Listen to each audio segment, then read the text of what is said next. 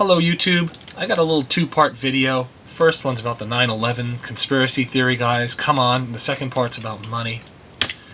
You know, I was always entertained by the conspiracy theory people. 9/11 was a false flag. Please listen to this, people. Please. We saw the airplanes hit. There were no hidden bombs. Number 7 was destroyed on its south face where the cameras couldn't see it and no firefighters were ordered in. They sacrificed the building. There was no thermite. There were no weeks and weeks of explosive prep requiring hundreds of secret forces who remained secretly silent thereafter. The 9/11 conspiracy theory that I believe in was that our government conspired to play dumb and innocent and let it happen by ignoring the then obvious warning signs we all know about today, like the fact that our investigators found pilots in training. Our government then used the disastrous outcome to change the free nature of our country, probably according to some white paper some moron wrote entitled, "After a Major Attack, How to Control the People," or something like that. The USA doesn't need to plan and conduct false flag terror attacks upon itself for the purpose of pouncing on the crisis to legislate us into a nanny state. All the United States has to do is kick the global hornet's nest and wait to get stung. And we do kick. Iraq, Afghanistan, Pakistan, Libya. Oh, by and by, for those people who believe the United States has no right to the ability to act militarily around the globe, I offer you this. If there are hornet's nests in your yard, it would be unwise to have no means to protect yourself should they attack you on their own. You don't want to be naked and covered in honey in a world with lots of hornet's nests. Enough said about that. The conspiracy that I believe in is more evil. It's one of money. We all know that our monetary system is a fraud. I don't want to explain that all here.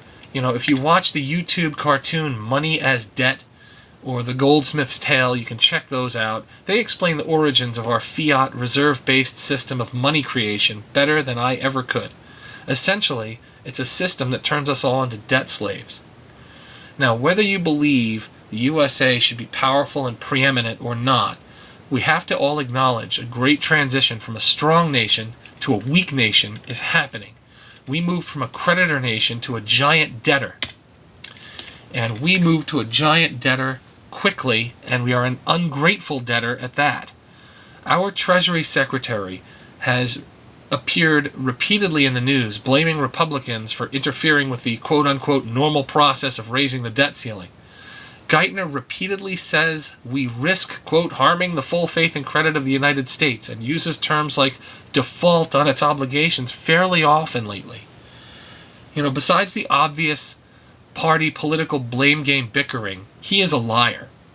And he must lie, because if the true nature of our monetary system was ever exposed to good-thinking, well-informed people, there'd be revolution in the streets. Now don't worry, I'm not advocating this, and I don't think it'll happen while we are fat and entertained by TV shows and Snooki. Now I'd like to take a moment and read a selection from one of my favorite writers. Author of survivalblog.com, James Rawls. In this book, the entire global financial system collapses based on our debt, resulting in a massive die-off of people all around the world and a second civil war here in the USA to throw off UN forces who came here to take over and essentially collect the collateral on the global debt. Now this section that I'm reading is from a chapter entitled The Crunch. I'll try to read quickly. I don't want to take up way too much time, but I'll read it anyway. It's about a page and a half, 2 pages. When the crunch came, it did not arrive without warning. By the turn of the century, federal spending was out of control, and the debt and deficit problems were insurmountable. By 2008, with the global credit market in free fall, bank runs and huge federal bailouts were becoming more frequent. Collectively, the bailouts were a massive, unstoppable hemorrhage of red ink. The debt and deficit numbers compounded at a frightening rate, but it was too agonizing to confront them, so they were ignored. A report by the Congressional Budget Office was alarming. It said just to pay the interest on the national debt for the year, it would take 100% of the year's individual income tax revenue, 100% of the corporate tax and excise taxes, and 41% of Social Security taxes. Just before the crunch, interest on the national debt was consuming 96% of government revenue. The debt piled up at a rate of $9 billion a day, or $15,000 a second. The official national debt was over $6 trillion. This is slightly out of date, obviously. The unofficial debt, however, which included out-year unfunded obligations such as entitlements, long-term bonds, and military pensions, topped $53 trillion. Even if the national debt, official national debt had ballooned to over 120% of the GDP and was compounding at the rate of 18% per year. It's about right.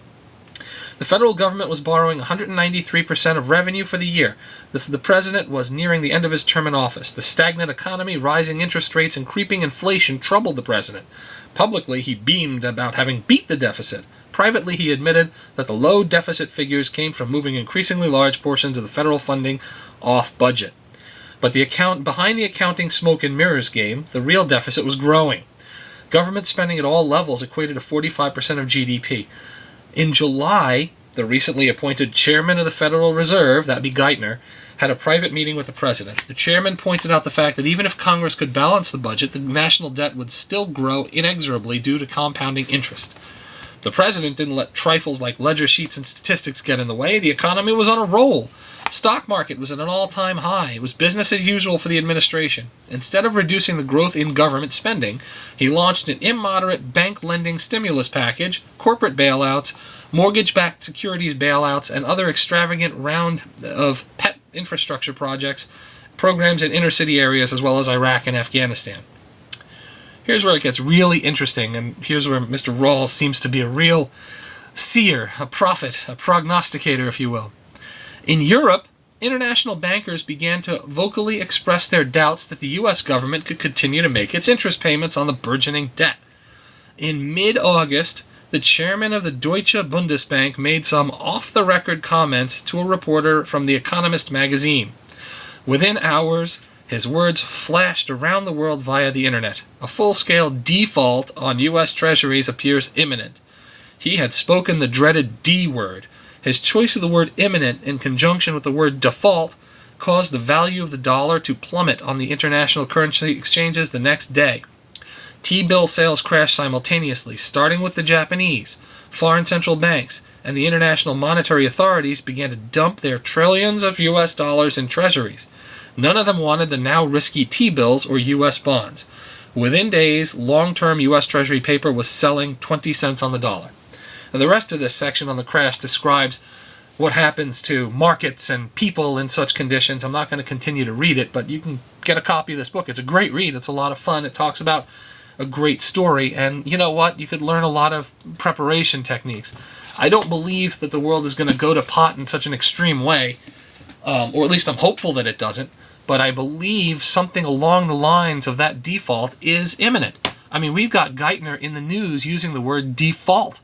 And this is a very dangerous, dangerous time because, I mean, we're talking about losing our AAA credit rating.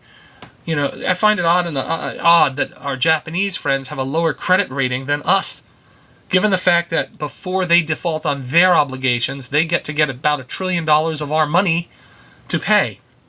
How is it possible that they have a lower credit rating than we do if we owe them $1 trillion? One would think that logic would prevail here, but logic and economics and all of this does not comport with the lies that we've been told. Now, I'm going to get back to my little talk here. We are in grave danger. Our country is in jeopardy. We can no longer afford to debase our money and take the productive things that the world makes for us in exchange for paper nothingness. It is a Ponzi scheme and will fall apart.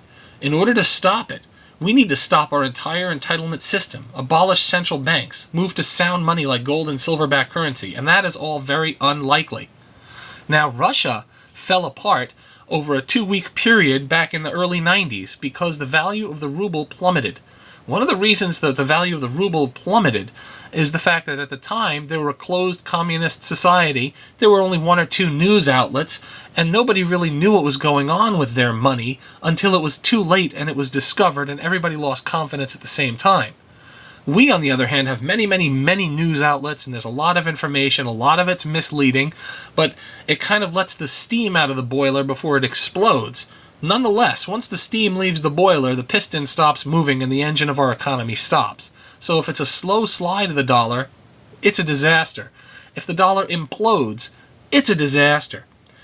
We risk total economic collapse on a global scale, and very likely world war. The world has gone to war before over much smaller grievances then. Let's say that stealing everybody's property from rich and poor alike might be a cause of war. Okay, we could look forward to that. We've gone to war for much lesser offenses. The prudent thing I believe to do is to prepare. And that's the nature of this end of this message and this warning. Research the preparation movement. There's great material out there. Avoid the pitfalls that seek to inflame passions by assigning blame to this or that group of people. The problem is too big to ever fix by frightening each other or fighting each other. We need to work together at some point. I pray that with faith and perseverance, we could pull through this most transformative times in the world. One day, our economic system will allow everyone to engage in a fair exchange in a fair marketplace. But upheaval like that won't be safe or quiet or without great terrors. God bless you, and I hope you have a wonderful time. Thank you for listening.